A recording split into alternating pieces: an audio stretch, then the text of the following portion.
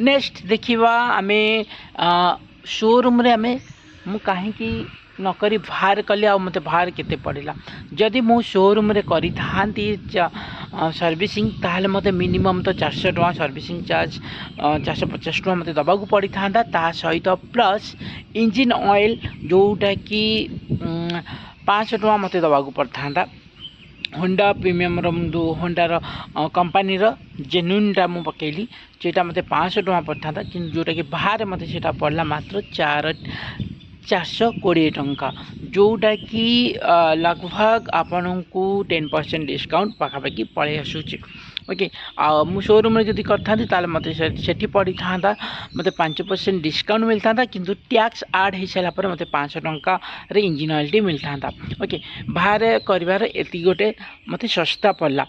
आउ बाहर टोटाल मते सर्विसिंग करिया को पड़ला विदाउट माने सफा सफी नुह धुआ धुई होनी only engine oil chain tight filter पकापकी एतिकी चेनटा टाइट कली एतिकी मते मात्र मो ठारू मात्र 80 टंका नेला जोटा कि मुझे एएमसी सहित कंपेयर करे ताले 3 थर बसु 3 थर मुझे 3 थर को भी कंपेयर करे ताले आपन को पड़ जाउची मात्र